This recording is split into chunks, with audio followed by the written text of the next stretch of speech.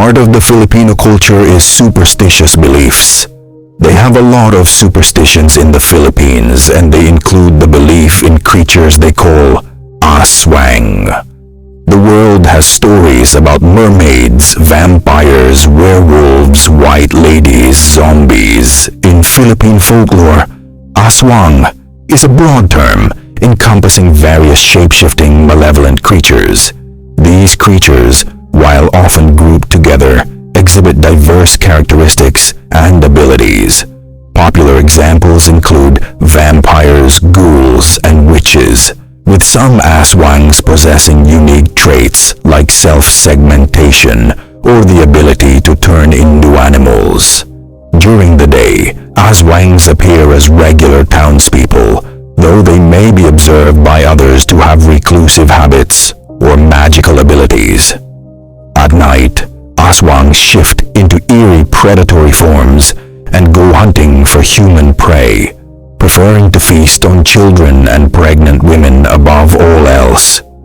Is a shape-shifting monster in Filipino folklore usually possessing a combination of the traits of either a vampire, a ghoul, a warlock, a witch, or different species of werebeast, or even all of them together. According to Professor Anthony Lim, a historian, the various definitions of Aswang have been around for hundreds of years. Stories about Aswang began during the Spanish period, and they are known to be the most fearsome creature in all of Philippine folklore. There are many types of Aswang. The Aswang is regional. Each region in the Philippines has something they qualify as such.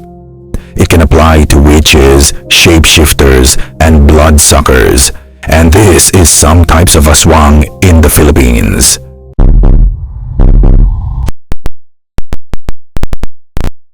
Manananggal.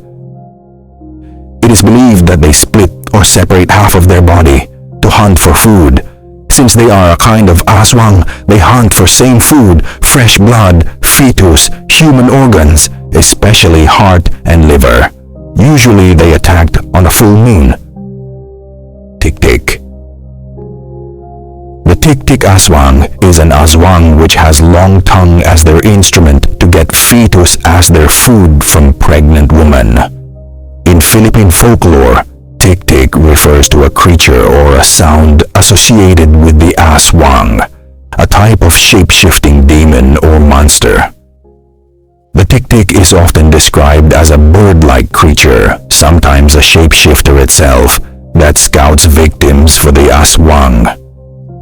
It's also known for the distinct tik-tik or ikik sounds like a bird it makes, which is said to grow fainter as it gets closer to its target, creating a sense of unease and dread. Sigbin. They said that this creature is like a dog or some sort of animals, with the physical appearance that is very hard to describe. Sigbin is a creature of Philippine mythology, said to come out at night to suck the blood of victims from their shadows. The creature walks backward with its head lowered between its hind legs. It resembles a hornless goat, emits a very nauseating smell, and possess a pair of very large ears which are capable of clapping like a pair of hands. A malanhig, also known as maranhig, is a type of Aswang in Visayan folklore, particularly among Hiligaynon speakers. They are described as creatures that rise from their graves after failing to transfer their monstrous powers to a relative, often depicted as zombie-like figures with vampiric tendencies. Amalanhig are known for their stiff limbs and inability to bend their knees, making them walk in a straight line, and they are believed to attack humans by biting their necks. Awok. The term awok refers to a type of Aswang in Philippine folklore. Aswang are malevolent, shape-shifting creatures known for their penchant for human flesh and organs. Specifically, the awok is sometimes considered the first species of Aswang to appear and is known for eating the dead. also sometimes associated with the manananggal, another aswang that detaches its upper body. Within the aswang category, the awok is described as a specific type of creature with a preference for consuming the deceased. The awok is sometimes confused with the manananggal due to the latter's ability to detach its torso and fly. Bangkilan. In Philippine folklore, a bangkilan is a type of aswang, a shape-shifting monster, often depicted as a beautiful woman with bat-like wings and sharp claws. They are believed to have the power to turn humans into aswang through a kiss and the transfer of a dark stone. In some stories, they are also associated with wild boars. Bangkilans are described as beautiful women with golden tan skin, small bat wings, and razor-sharp claws. Some descriptions also mention them having fair and lovely skin. They can transform into various creatures, including terrifying beasts like black boars, dogs, or birds of the night. One of their most feared powers is the ability to transform humans into aswang. They do this by kissing the person and transferring a dark stone from their body to the victim. In Bicolano mythology, Bangkilans are associated with beautiful women and are sometimes linked to the deity Aswang, who is said to have taken them as brides and given them the power to create other aswang creatures. Balbal. In Philippine mythology, a balbal is an undead monster that steals corpses, whether it is in a funeral or a grave, and feeds on them. It has a strong sense of smell for dead human bodies. It also has claws and teeth sharp enough to rip the clothing of the dead. Since it eats nothing but corpses, it has a foul breath. Once this monster has spotted and eaten the corpse, it will leave the trunk of a banana tree in the coffin, creating an illusion of the stolen body to trick people. Gabunan, the strongest aswang. In Filipino folklore, the gabunan is a particularly fearsome type of aswang, known for its black skin, white hair, and ability to attack in broad daylight.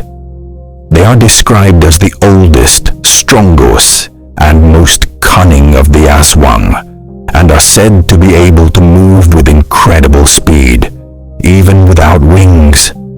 Unlike typical aswang, they don't need to wait for nightfall to attack, and are known for their sadistic tendencies, sometimes kidnapping victims instead of killing them immediately. Instead of immediately killing their victims, they might kidnap them, leaving behind a decoy, like a banana trunk or bundle of twigs, to fool others.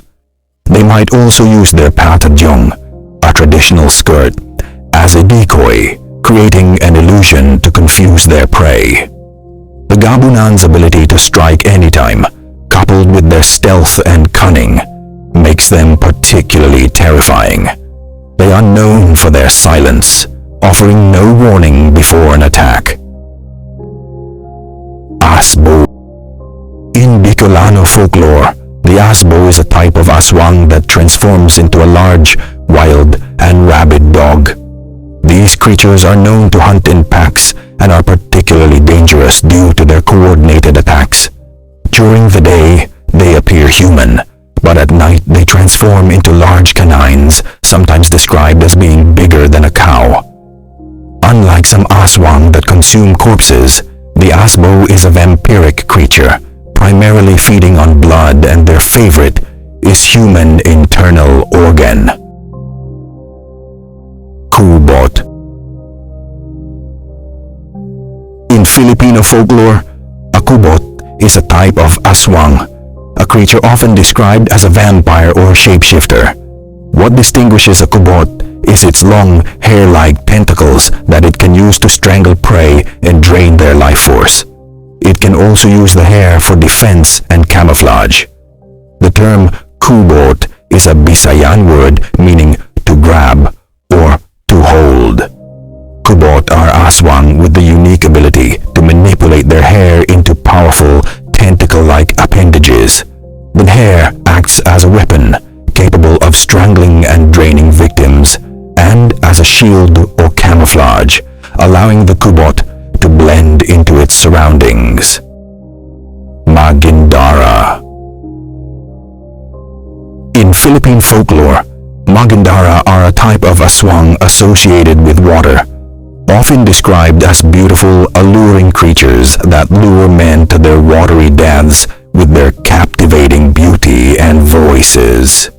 They are distinct from typical mermaids or sirens, possessing a fish-like or eel-like lower body with sharp, colorful scales, and are known to drown and consume their victims.